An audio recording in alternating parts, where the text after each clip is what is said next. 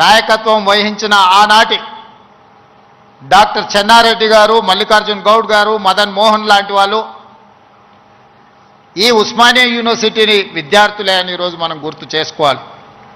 వారే కాదు, ఉస్మానియా యూనివర్సిటీ విద్యార్థి రాజకీయాలలో రాణించి ఉత్తమ పార్లమెంటేరియన్గా ఈ దేశానికి దక్షిణ భారతదేశంలో మొట్టమొదటి ఉత్తమ పార్లమెంటేరియన్గా రాణించిన జైపాల్ రెడ్డి గారు ఈ ఉస్మానియా యూనివర్సిటీ బిడ్డనే.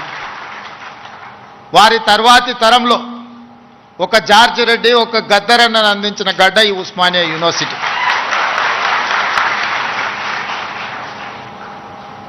ఆ తర్వాత చాలామంది ఈరోజు ఇక్కడ ఉన్న తెలంగాణ ఉద్యమంలో క్రియాశీలక భాగస్వామ్యం తీసుకున్న ఎంతోమంది విద్యార్థుల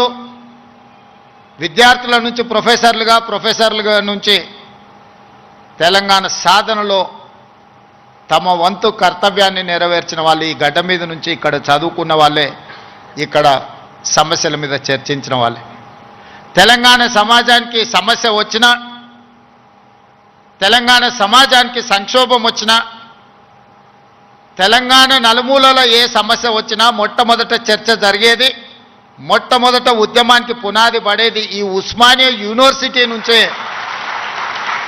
కేవలం ఉస్మానియా యూనివర్సిటీ చదువుకోవడానికి, ప్రభుత్వ ఉద్యోగాన్ని సాధించడానికి కాదు, ఈ తెలంగాణ సమాజమైన 4 కోట్ల ప్రజలకు ఏ సమస్య వచ్చినా ఆ సమస్య మాదిగా భావించి చదువుతో పాటు పోరాటాన్ని నేర్పిన ఉస్మానియా యూనివర్సిటీ ఈనాడు తెలంగాణ రాష్ట్ర సాధనలో రాజకీయ పార్టీలు, రాజకీయ నేతలు వైఫల్యం చెంది ఇక మా వల్ల కాదు అని కాడి కింద పడేసినప్పుడు ఉస్మానియా యూనివర్సిటీ విద్యార్థులు ఉద్యమ బాట పట్టిన తర్వాతనే ఈ తెలంగాణ రాష్ట్ర సాధన కళ సాకారమైంది. ఇక్కడున్న ప్రొఫెసర్ కోదండరామ్ గారు ఆనాడు పొలిటికల్ జేఏసీకి నాయకత్వం వహించే తెలంగాణ రాష్ట్ర కళను ఈరోజు మనం నిజం చేసుకున్నాం. ఆనాడు చాలామంది చాలా రకాలుగా ప్రయత్నాలు చేశారు. ప్రతి ప్రయత్నంలో ఒక రాజకీయ ప్రయోజనంతో కూడుకున్న నిగూఢమైన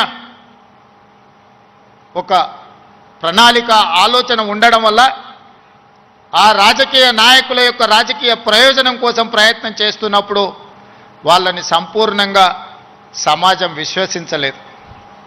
అందుకే తెలంగాణ రాష్ట్ర సాధన వాదాయి పడుతున్న సందర్భంలో ఉస్మానియా యూనివర్సిటీ విద్యార్థులు మలిదశ తెలంగాణ ఉద్యమంలో శ్రీకాంతాచారి అమరుడై మన అందరికీ ఒక హితబోధ, ఒక జ్ఞానోదయం కలిగించి, శ్రీకాంతాచార్య అమరుడు అవ్వడం వల్ల శ్రీకాంతాచారి కుటుంబానికి ఎలాంటి ప్రయోజనం లేదు. శ్రీకాంతాచారి బతికుంటే గొప్పోడు అయి ఉండేవాడు. వాళ్ళ